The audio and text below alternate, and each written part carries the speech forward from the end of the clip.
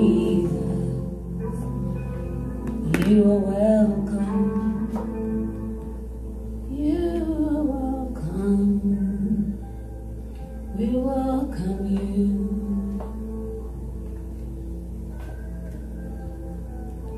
Thank you, Jesus. Thank you, Jesus. Happy Friday, everyone. Hallelujah. Praise the Lord, from whom all blessings flow. Thank you, Jesus. Thank you, Lord. Thank you once again for another Friday. We welcome everyone that is watching us from wherever you may be watching us from. Welcome to Friday Night Church. This evening we're just going to thank Him, lift Him up. Let us just take a moment to reflect on His goodness, His great mercy, His kindness, His protection, His unfailing love, His ever-present help, His forever presence. Oh, Father, we thank you tonight. We thank you for yet another Friday. Thank you for yet another Friday in the month of October. Thank you, our God, our help, our source of joy, our source of hope, our Redeemer. Thank you for being here with us. Thank you for keeping us from last Friday to this Friday. Thank you for your watchful eyes over us. Not just over us, over our children. Over our children, over our wives. Over our wives, over our husbands. Over our friends, over our neighbors. Thank you for your watchful eyes in our neighborhood. Thank you for being God all by yourself. Thank you for being King. We enthrone you as King in our lives, in every circumstance. We thank you, Lord. We thank you for you are that good. You are so good. Let everything that is within us praise you. With everything that is within us, we lift you up high. Thank you, Father, for our coming in and our going out, from now and forevermore. Thank you so much. Thank you, Lord. Tonight, Father, Lord, we just declare this service open in the name of God the Father, God the Son, and the Holy Spirit. We ask for your presence, oh God. Once again, your presence. Holy Spirit, your presence and your presence alone. We will do nothing without you. We will do nothing, we will say nothing that you have not put in our minds, in our mouth to say. You alone, oh God. Just you tonight, oh God. We decrease, oh God, that you be lifted up high. In the mighty name of Jesus. We hide ourselves behind the cross of Jesus, that men and women will see, will hear, and they will hear you alone, oh God. Not our voices tonight, in the name of Jesus. 18 more days to the election in the United States of America. We declare your rule and your reign over this land right now in the name of Jesus. Your peace, even during this election time, in the name of Jesus.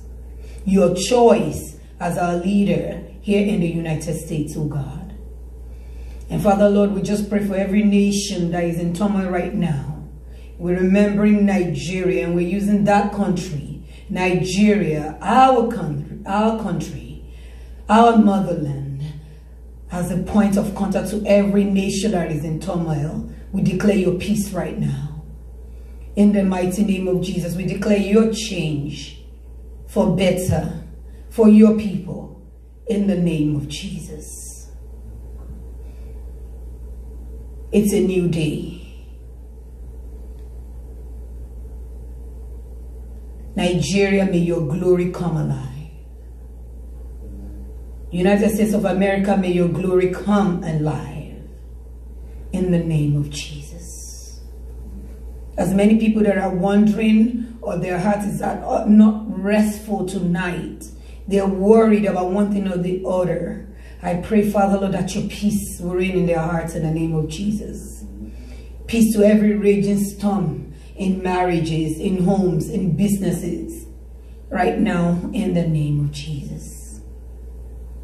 We declare it. Thank you, Heavenly Father, for hearing us. In Jesus' precious name we pray. Amen. Amen. Amen. Welcome to church.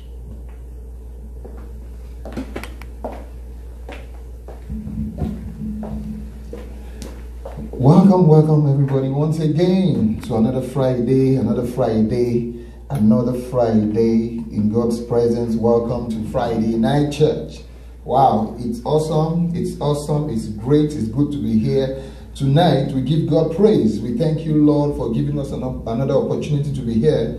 In spite of everything that is going on around the world, you have kept us, you are keeping us, you are keeping those that are related to us. Father, we thank you. We give you praise. We thank you so much, Father. We exalt you. I want you, wherever you have, to ask the Holy Spirit to breathe on you afresh. Holy Spirit, breathe on me afresh. Breathe on me afresh. You are my strength. You are my strength. You are my King. You are my joy. You are my helper. You are my helper. You are my helper. Holy Spirit, breathe on me afresh. Breathe on me afresh. Breathe on me afresh. Breathe on me afresh. I need you. I want you to tell the Holy Spirit, I need you like the breath of my nostrils. I need you. I need you like never before. I need you. I need you more than ever before. Jesus said that you are going to teach me everything. You're going to teach me everything. You're going to teach me about everything. You're going to bring everything to my remembrance. Holy Spirit of God, I need you. I invite you afresh. Lead me, lead me, lead me, lead me, lead me, lead me. Teach me, remind me. Bring to my remembrance everything that I need to know. If the Holy Spirit does not help you in this time and generation, if you do not have a connection with the Holy Spirit in this time and generation, I really don't know how we're going to do it. It's like if you don't have if you don't have God, if you don't believe in God or in something, because somebody somewhere is always believing in something. There's something you believe in. So if the Holy Spirit does not help, or God does not help you in this time, that the whole world is in chaos, or that the whole world is chaotic, the chaos is just being managed here and there. If not for that, the Holy Spirit is our helper. And last week, Friday, we were talking about we spoke about love making, the art of love making, and it was an illustration of the kind of relationship we're supposed to have with the Holy Spirit. It was an illustration of the kind of relationship, the kind of intimacy that we're supposed to have with the Holy Spirit. The kind of intimacy you are supposed to have with the Holy Spirit. Why did I use the act of love making? Because that is the closest form of relationship that I've seen since creation between two people. Love making, that's the closest time you are. That's the closest any human being can be. That's why when they come together, man and woman, they give birth. The woman becomes pregnant and then they give birth. Why? Because God already said that we should multiply. And God already created an avenue by which human beings are meant to get pregnant. But you cannot get to the level of pregnancy without intimacy. That's between a man and a woman, a husband and a wife. Thank God for science.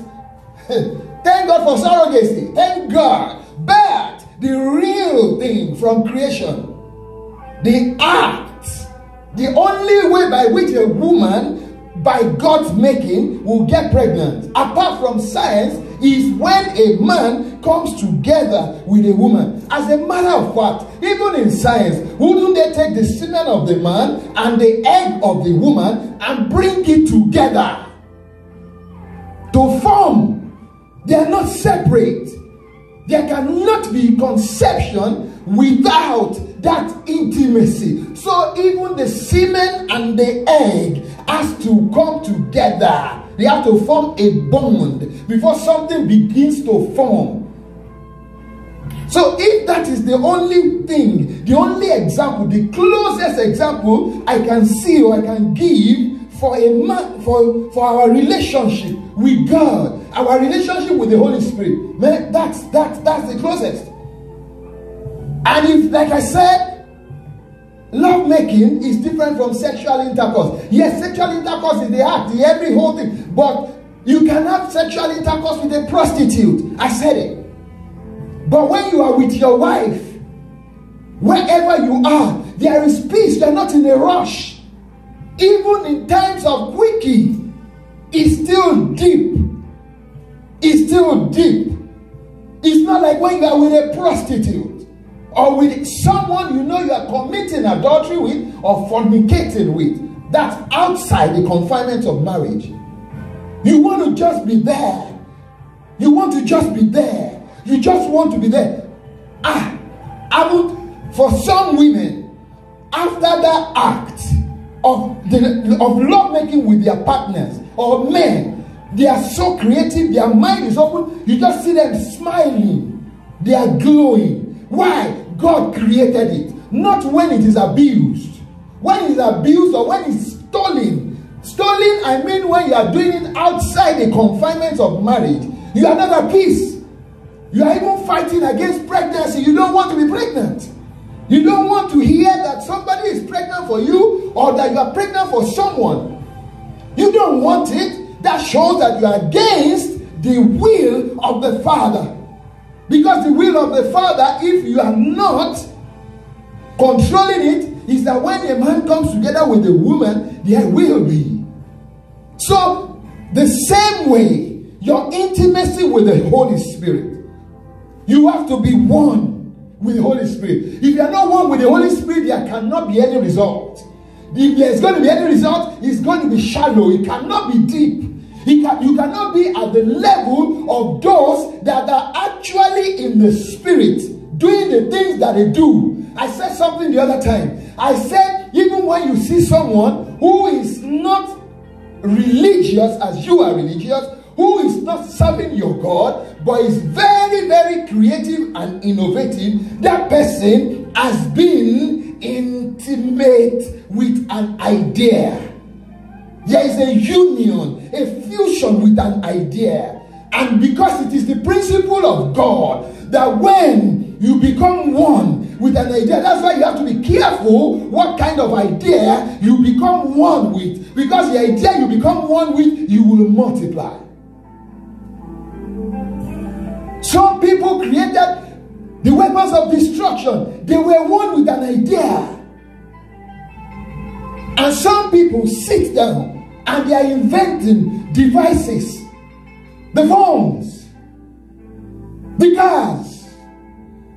In some countries where they don't have enough land, they are pushing the sea away with sand. They are inventing how to build on a place that was once water, now building.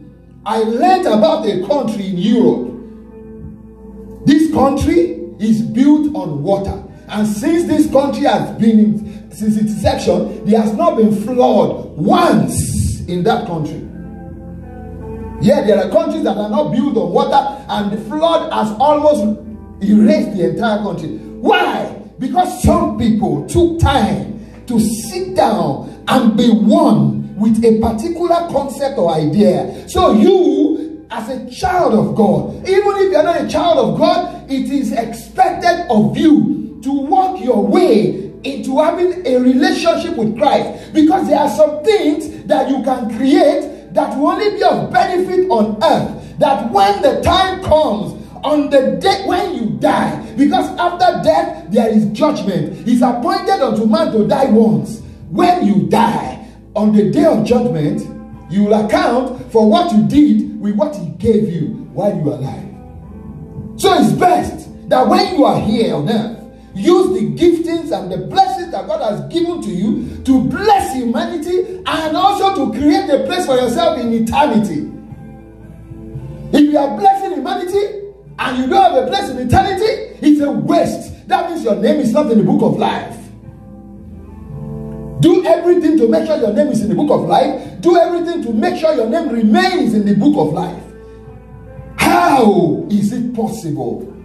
Union with the Holy Spirit. The Holy Spirit. The Holy Spirit.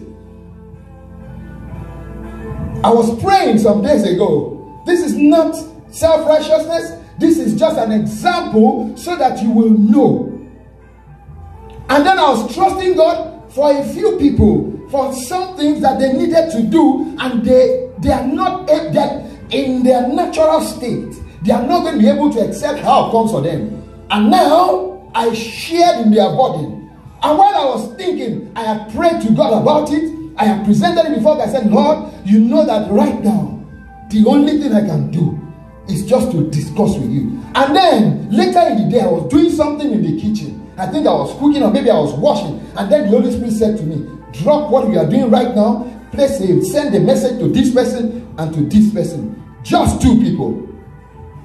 And I did that. I did not waver in my thoughts.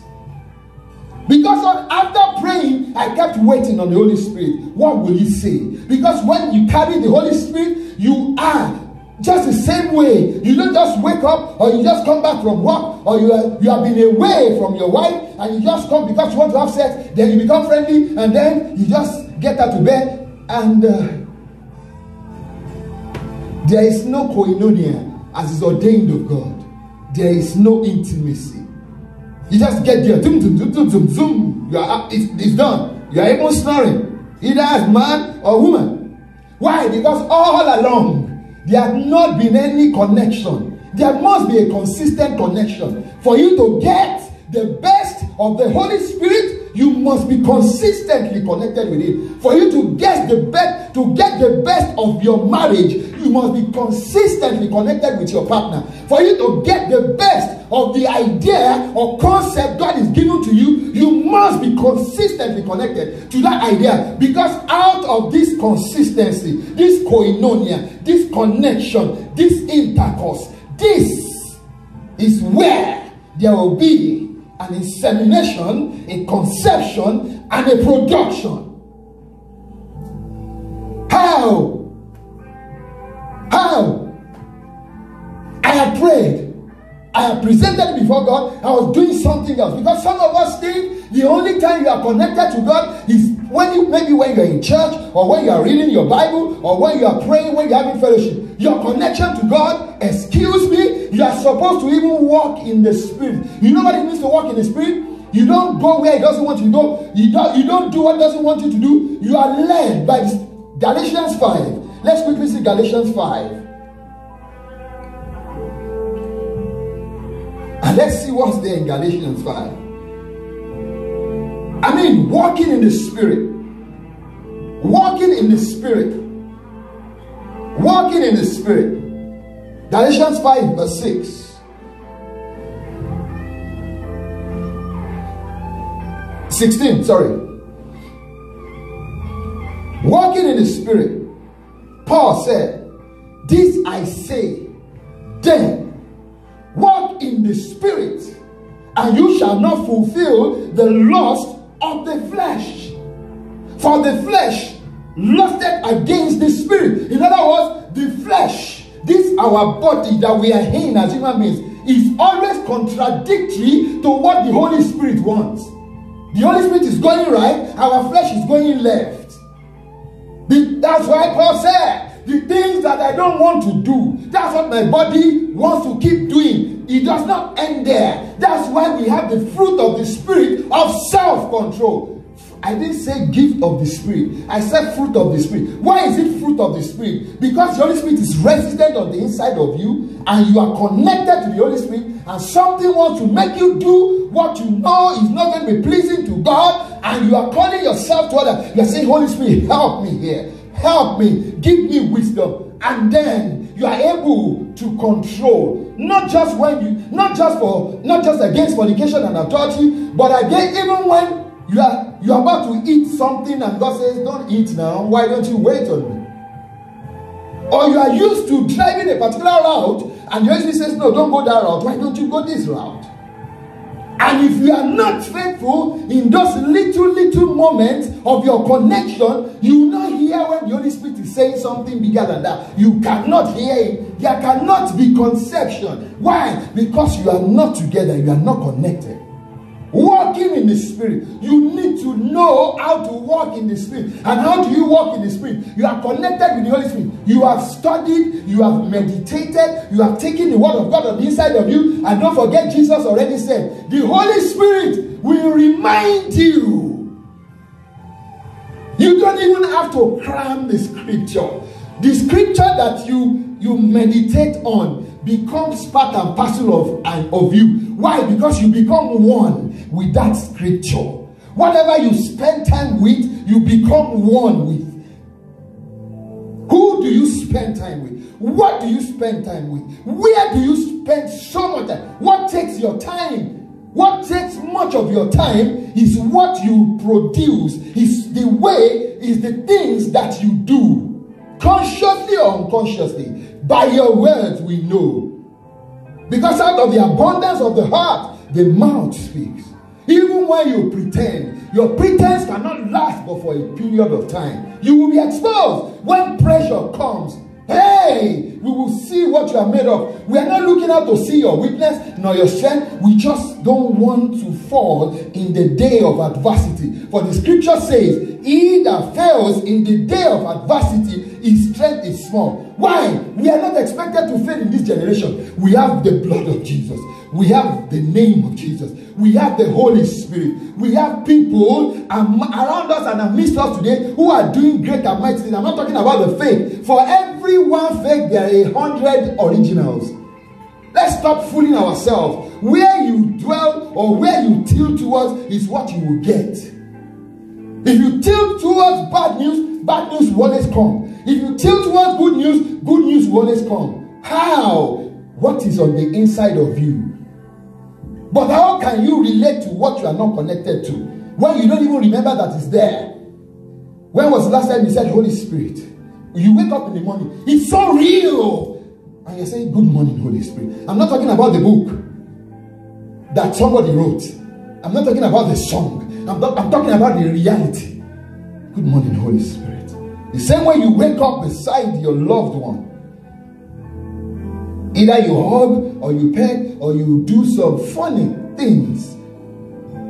And then throughout that day there's a connection. Take for example, your wife is at work or your husband is at work. You are somewhere else and you just want to, hello baby, how are you doing? I just want to check on you. What's up? Are you? It's the same house you left. You probably just dropped her off or you just dropped you off 2 hours ago and you are calling. It's not that something is wrong with you. It's because there's a koinonia. That's the same thing with the way you relate with the Holy Spirit. Don't think I'm crazy. Where is he comparing this? It's okay. Tell me what else you want to compare. What is the closest relationship between two human beings that God created that is like love making between the two of them? When two, even our God says, two shall become one. That's why Paul said, do you not know that when you have sex with a prostitute, you become one spirit with a prostitute? You become one because you have gone. You have connected. And if that person carries wrong spirit, you share it. You share your own wrong spirit, she shares her wrong spirit, and then the two of you are one in multitude of evil spirit, legion. And then I was there watching, and then the Spirit said to me, send a message to this person, and I was thinking in my mind that, Lord, on a normal day, I will not send this kind of message to this person because I understand, but at your word, I sent the message. The message, I did not get back to the sync before I got a response. This person said to me, oh, Jazzy, I had even wanted to call you since yesterday to ask you if there is any project you have presently that I can support. Hey! I said the project right now is the project of life saving. There are this life, this soul, this one needs to be set up, this one needs to be set up. That's the project. And by the next day, in less than 12 hours, there was a response. You think that is the mindset of man? And I was thinking, but Lord, what about people that brainstorm? You know, in every organization or for everything, you have brainstorming session. Even when you are brainstorming, when you allow the Holy Spirit to be the one hovering and you are just following, you will see the secrets of the deep. He says, I will reveal to you the secret and the deep things of God. But when your thoughts are gone ahead of the things that are happening there, that's the example what the Holy Spirit told me. The Holy Spirit said to me, if anybody allow me, this is the kind of miracles they will see. I don't want to use miracles because when we hear miracles, we think it's spiritual. We think it's just a spiritual thing. Jesus was walking on water towards the boat in the middle of the storm.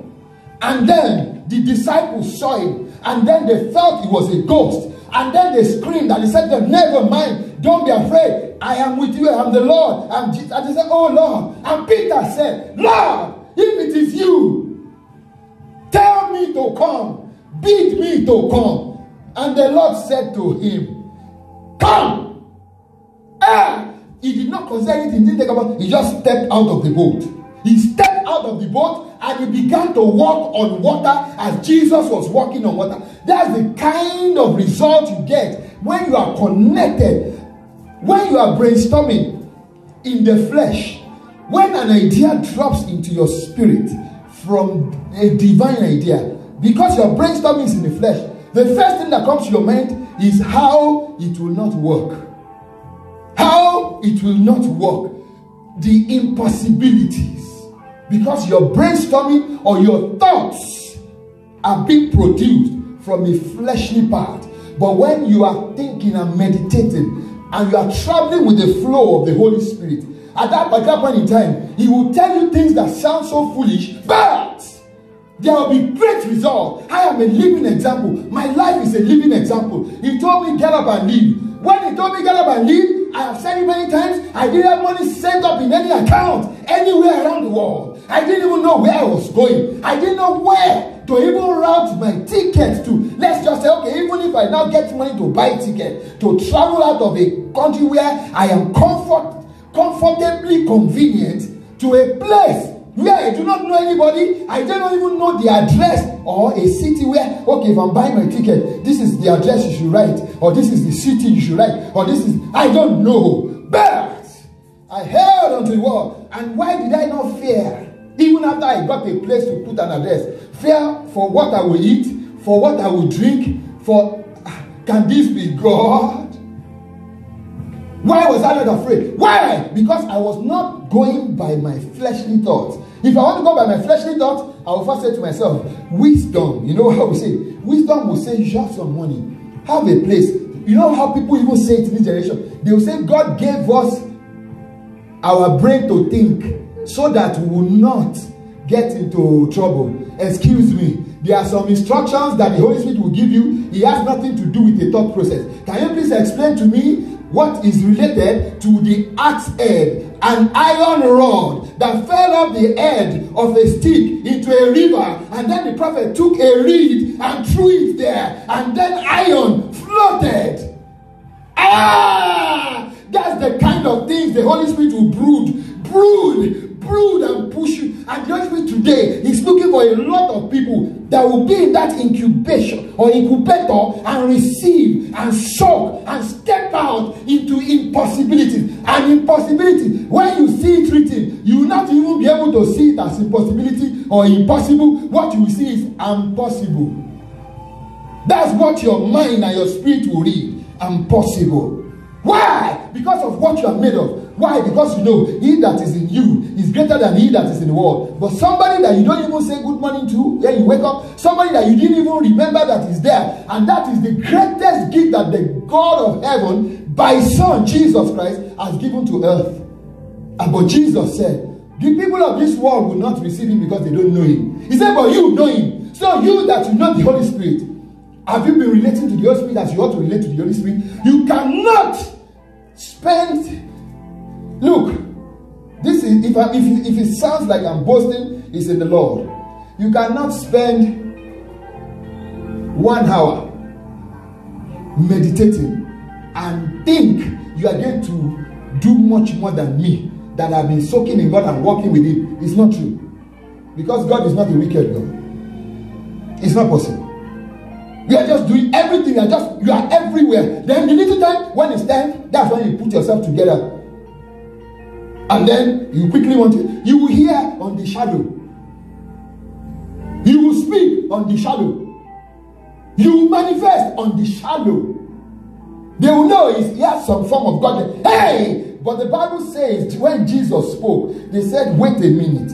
People have been speaking and preaching, but this one is speaking with authority. Authority only comes. I feel him now. Authority only comes when you have the Bible says, and when the Holy Spirit is come upon you, you will receive power. They were asking John the Baptist, excuse me, please, by whose authority? One, then, who are you? Are you Elijah? Are you the Messiah? He said, I am not Elijah. I am not the Messiah. He said exactly what was spoken in Isaiah. I am the voice of the one calling in the desert. Who are you? How can you even know when you don't have a relationship or koinonia? You need to be connected. In this time, you cannot spend too much time with this phone and not have time for the Holy Spirit, and you expect to be as productive, or you expect to be as at ease or in peace as you will be with somebody that is soaking and dripping. That's why some things don't just move them. Didn't the Bible say we are going to become immovable? Why? Because you are walking in the Spirit. You don't just walk. You don't just talk. You don't just show up everywhere. They see you everywhere. Not because you don't want to be everywhere, but because somebody is controlling you. Hey! Be connected. I want us to see 2 examples. 1 Samuel chapter 30. Walking in the Spirit. Now, I said 1 Samuel. You are wondering, was the Holy Spirit already around in the Old Testament? The Holy Spirit has been around from Genesis. From the creation of heaven and earth. That's why the Bible says the earth was without form and void. Yeah. And the Holy Spirit was breathing upon it. 1 Samuel 30. We can go from verse 8. I'm not going to read it. Verse 8. If you take it from verse 1. David and his men went somewhere. And by the time they came back, the enemy had come to their camp. Come to their location. The enemy had come to their house. To rob their house. To pack their things. Came to their camp. They didn't just rob and take their material things. They took their children and their wives. And they left. And when David came back with his team, his people, they were even saying, wait a minute. If it's not that we followed you, David, this would not have happened to us or our family. It got so bad that they took up stones. His own people, David's people, took up stones and they were going to stone him. But the Bible says David encouraged himself in the Lord. He encouraged himself in the Lord. Is God. It takes somebody who has the Holy Spirit to know that when everything around me seems chaotic or it looks like I'm at the center of the storm, I'm not there alone. That's why you are able to say, even though I walk through the valley of the shadow of death, I fear no evil, for the Lord is with me. Today, Can you say, for the Lord is with you in the state that you are in, that looks so chaotic, so painful, so uncomfortable, so inconvenient, so unfruitful? First, be sure, did you get yourself to that spot, or God brought you there by his word? Because the fact that God spoke to you does not mean that it's going to be smooth. When God tells you, fear not, you better be ready to face things that will make you fear. But because he has spoken to you, fear not. But you cannot hear God speak to you without his spirit. David said, after encouraging himself in the Lord, he said, bring me the ephod. In other words, bring me, I need to spend time with God. Lord, what do I do? He didn't give up. Neither did he move. David had the capacity. He had the soldiers that if they had pursued those people without praying, they will conquer them. But David must have read the story of Israel in the olden days. Israel with a lot of soldiers went into a battle with a country that is not more than the size of a city. Imagine the 49 states of the United States of America going against one state of America. And then that one state conquered the 49 states. That was the story of Israel and a particular country or people called Ai. Why? There was sin in their camp. And they went into battle without God going with them. That small unit, all God needs is one person, either 1 or 100. If they will flog you out. When the Israelites entered into the promised land, what did they see? They said, the people, they are like giants and we are like grasshoppers. Yet God said, that's the place I have given to you. That's my God. But if you don't have the Holy Spirit, you can never ever even see that as God. How can God be leading me to a place where you know that I cannot conquer? Did he speak to you? The moment he said, I've given to you, you already conquered. You just need to step out. But a lot of us are not stepping out. Why? We don't have any relationship with the Spirit that is supposed to move us. The Spirit that is supposed to quicken us, quicken our mind, quicken our spirit, quicken our body. When you submit this, your body, so much to the Holy Spirit, it becomes at a time so easy for your body to just be doing exactly what the Spirit wants it to do. There won't be too much conflict. That I flogged Israel. David had the capacity, he didn't go into that battle. He said, wait, Lord, I seek you. That's a disgruntled man. That's a discouraged man. That's a man that everybody that liked him wanted to stone. That's a man that his own people that he was laboring for, who had been laboring for, decided to reject him and want to kill him. And inside that rejection, he still thought about his God. The Lord is God. He went to seek him. Lord, what should I do? When we get into that point, or when everything seems so tough, who do you go to? The Holy Spirit? Your mom? Your dad?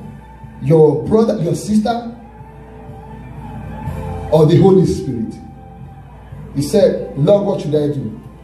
I seek you because you are my strength. Power belongs to you. I'm sure he was saying, Lord, the horseman is ready for battle, but victory belongs to you. In other words, if we want to look at the capacity of what we are, we will flog them. But when it comes to you, Lord, it's not so. Because you, all power belongs to you. And God said to him, son, pursue. You will not just pursue, you will overtake. When you overtake, that means you capture them, but you won't end there. You will recover all, everything. Imagine in a relationship with God or with his Spirit, there was loss, yet there was restoration. There was loss, yet there was restoration.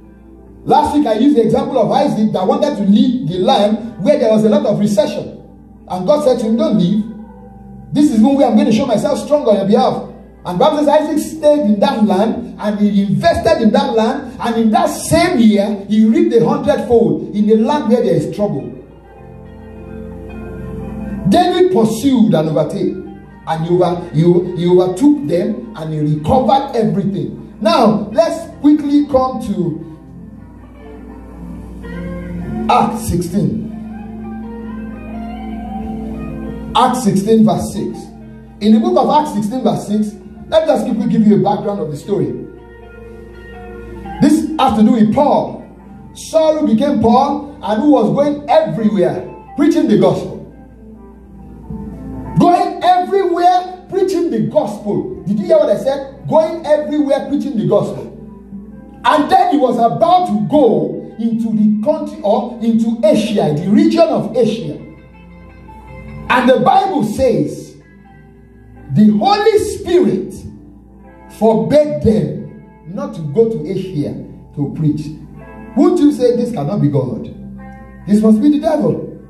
But somebody that has been walking in the Spirit, as we read in the book of Galatians, will know the voice of the Spirit, will know the voice of God anytime the voice speaks.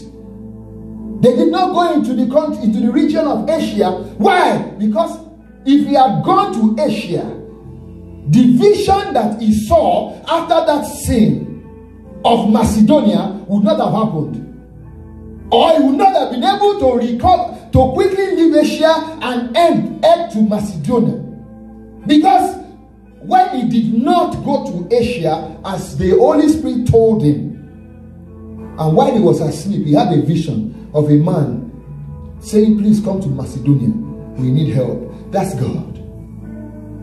But if you don't have connection with this Holy Spirit, now, how would Paul have been able to pick that this is God?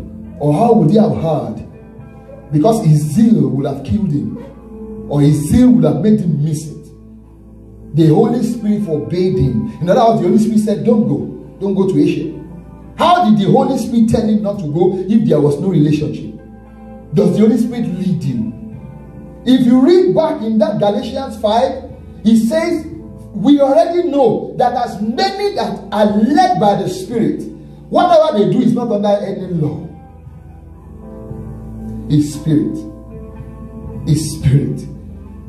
And as many that are led by the Spirit of God, they are the sons of God. Not by your calculation.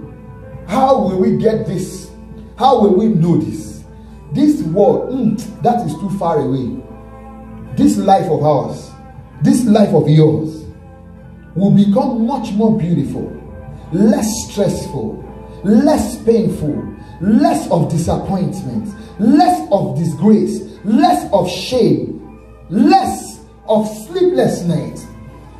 If you can just be so connected with the Holy Spirit. If your connection with the Holy Spirit is intact, your relationship with yourself, you are thinking about yourself. What life do I have without God? What life do I have without the Holy Spirit? What life? What would my life be like? It can be okay, but it cannot be God. It can be earthly blessed, but it's eternally useless. Somebody was so rich on earth, he went to hell. And somebody was so poor on earth, he went to heaven. I'm not saying you should be poor to go to heaven. No, I'm saying that even with everything you have, that's why the Bible says a man's life does not consist of the things that he has or possesses. In other words, a man's life is not in the abundance of his possession on earth. A man's life value is not by how many cars, how many houses, how many lands, how much investment. Your value, the value of a man's life is not tied to that. The value of a man's life is tied to what counts in eternity. Be full of earthly abundance. Make sure that your place in the book of life is certified. Do everything, what you are doing, do it well, but make sure that you are being led by the Spirit of God. There's so much trouble around the world today. Why? Because there's no fear of God. If there's the fear of God, there's a good spirit that will control them. Is either a good spirit, a God spirit, or an evil spirit. It's not a connection of just a few minutes. Just when you need Him. You know, some of us, is when we need Him. When something goes wrong or is about to go wrong, that we come and then we begin to pray. And He has been there. He's consistently there. He will speak to you. He will lead you. But even at that time, some of us don't even completely surrender ourselves or be patient to receive everything. You just hear a bit of it and you are off. Because that little bit is sufficing, not knowing that if you actually wait enough, when it looks like you have lost your mind, lost your sense, no more relevant, not knowing that you are soaking. Because once you step out, you begin to drip. You cannot do without the Holy Spirit. You can be successful, but if you read the book of Joshua chapter 1, it says, and you will have good success. He was telling Joshua, there is good success, there is bad success. That which is good success is that which comes from the Spirit of God. If you don't have the Holy Spirit, you cannot have Him without accepting Jesus as your Lord and Savior. The power of the Holy Spirit will make you live above sin. We read it in the book of Galatians 5. It will make you live above your mates, your colleagues at work. It will set you apart. That was what happened to Stephen. We read it last week in the book of Acts chapter 6. Stephen, the Bible says they chose 7 people. And when they chose these 7 people to do logistics, not to preach, to do logistics, the Bible says he did great miracles. Why? Because he was a man full of faith and the Holy Spirit. I'm going to talk about this part. The people that chose them, do you know why they chose them? They said, look, we are not called to be attending to tables, to be doing this logistics. If we do that, we will not be the blessing that God wants us to be to you. Why? Because you'll be so concentrated on how you are going to be okay. Yes, I'm supposed to be concerned about you being okay, but there is so much more. I need to spend time in the ministry of the prayer and word. In other words, I need to wait on God. People don't wait on God. I'm very sorry to say what I'm about to say. Some of us think I'm talking about the people that are really called of God. They think that when they are called, they are not doing anything. They just show up and come and preach. What they carry. I'm talking about the people that are truly waiting on God. That's what those guys said in the book of Acts chapter 6. They said we cannot come and be attending to tables. Else we will not have time to give to the ministry of the word and of prayer. Are you saying that the ministry of the word and of prayer will take so much time? The Bible says, and Jesus woke up very early in the morning and went to the top of wherever. They just assumed he went to the top of mountains. To a point that there was a time they were looking for him. Master, where have you been? Because he had to separate himself unto the one who called him. What are you saying? Do you know how many things that goes on in the spiritual realm? That somebody that is called is standing in the gap between you and that person. Jesus was not confused when he gave the gift, the fivefold ministry: apostles, prophets, evangelists, pastors, and teachers. He wasn't confused. The Bible says, for the equipping of the saints. If you have that calling and you are not doing it as they were doing it in the hands of apostles, where you have time for the ministry of the word and of prayer, the Bible says your work will be tested with fire. Fire on judgment day. And even if you are just a layman, like some people say, you are not in any ministry, you are just in the ministry of helps, ministry of whatever. Everybody is meant to preach the gospel. But there's nothing, even in your business. I said it last Friday. I said, how will you know what business to invest in and the one not to invest in? How? When you don't have, we call it the discernment of spirit. It's the Holy Spirit. The Holy Spirit. Discernment of spirit. The Holy Spirit.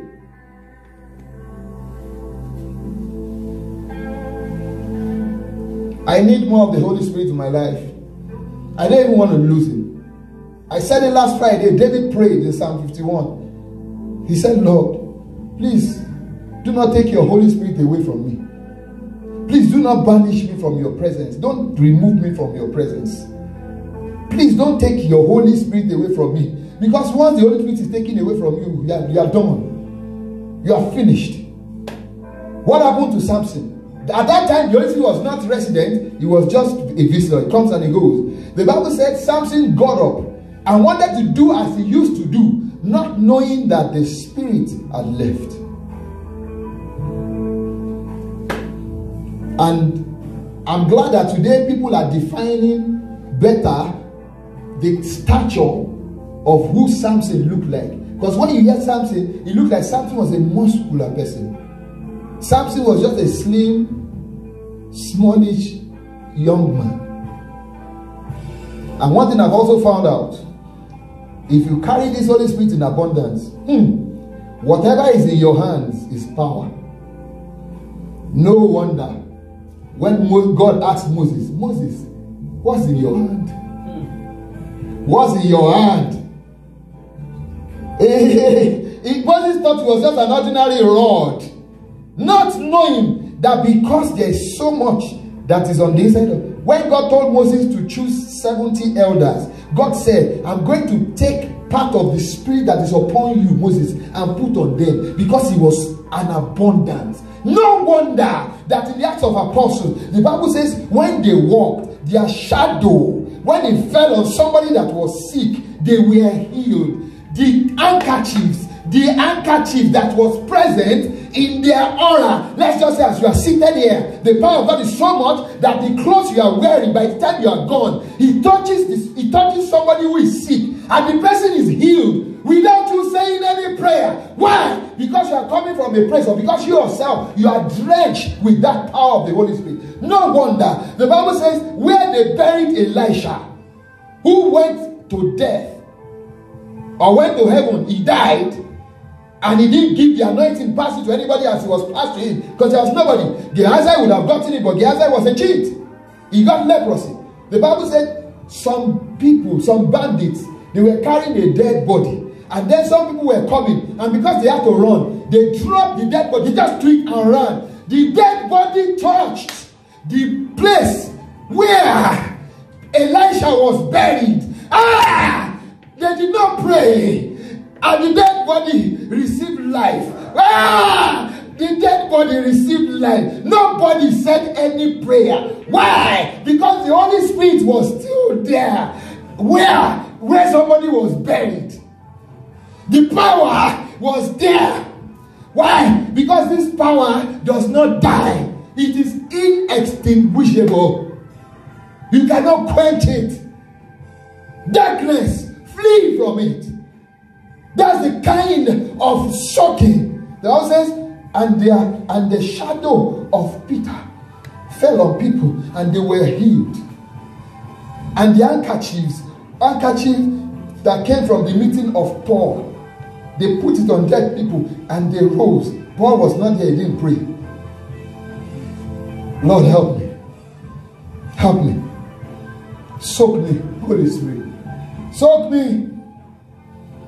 Fill me full to overflow. Fill me full to overflow.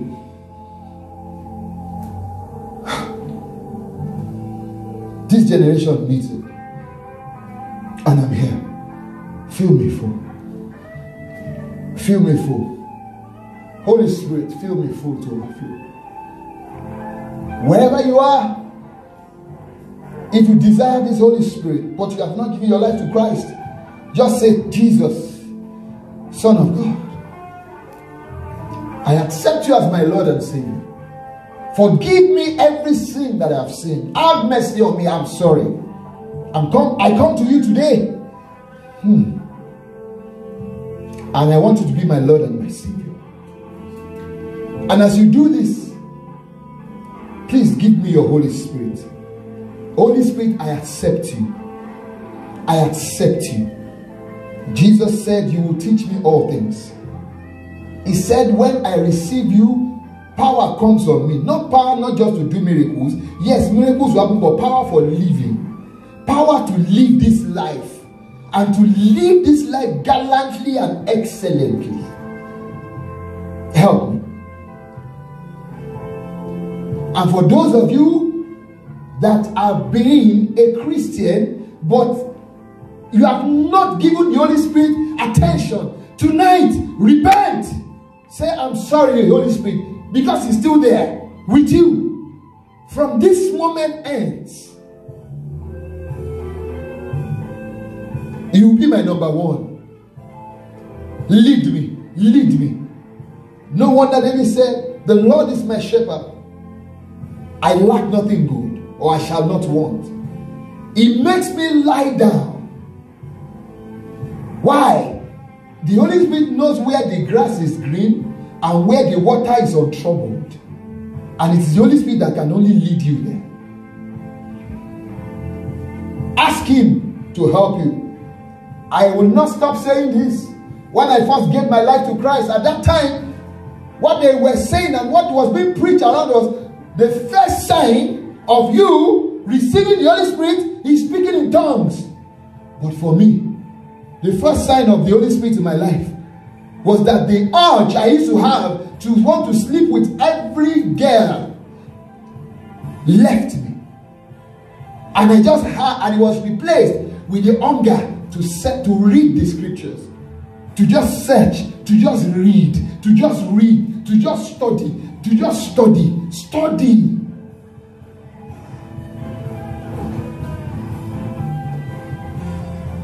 The Holy Spirit is real.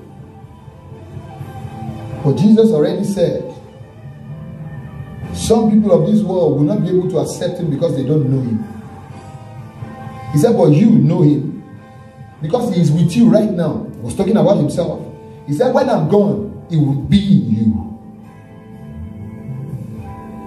And He said to them, don't do anything. Don't go anywhere. Wait here until you receive the Holy Spirit. And when the Holy Spirit comes upon you, you will receive power. So there are things that you are doing or that you have been doing or that you need to actually stop. Stop. Halt. Reevaluate. And now give it over to the Holy Spirit. For everyone watching tonight, wherever you are watching from, it might not be night where you are, it might be morning, it might be afternoon, or that will watch later. If you are sick in your body, I pray for you right now, be healed. You are deaf, hear. You are dumb, speak. You are lame, get up and walk. For the power of the Spirit is coming upon you right now. There is no distance or barrier in the Spirit. Receive your healing now, right now, right now, right now, right now, in the name of Jesus. Thank you, Father. Thank you, Jesus.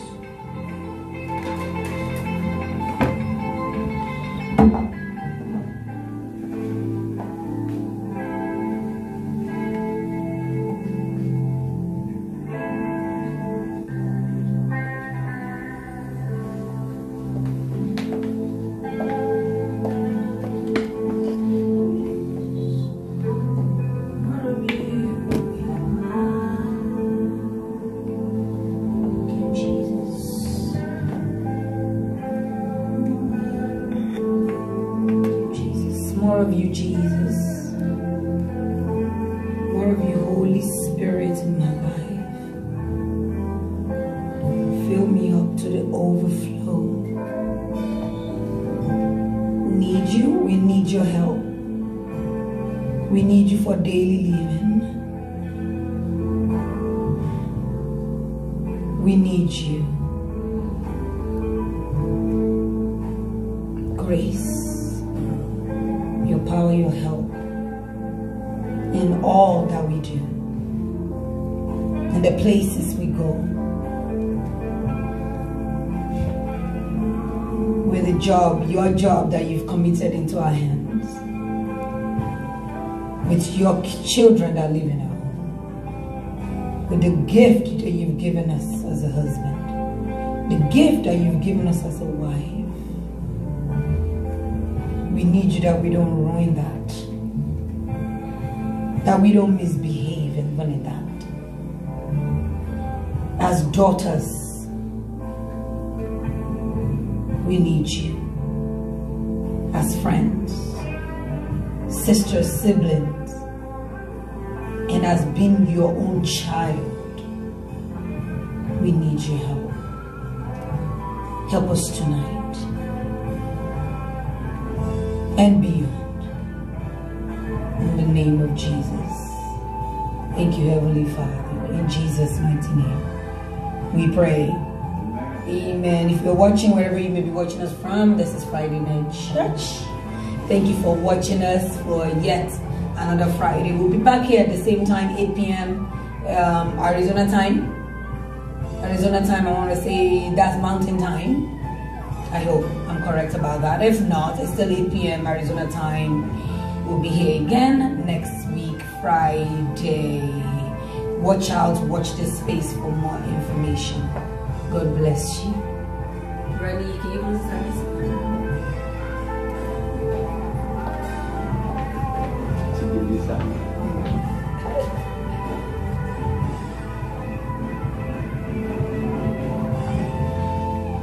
Hallelujah. Hallelujah, hallelujah, hallelujah. We want to bless you, God, for another opportunity that you gave to us to be here tonight. We give you praise, we give you honor, we give you adoration. Thank you, God, for your word that came live tonight. Thank you for those that have been blessed. Thank you for those who gave their life tonight. We give you praise, we honor you, God. Your name alone be praised in the name of Jesus. God, we commit the rest of tonight to your care. We pray that you guide, protect, and keep us safe in the name of Jesus.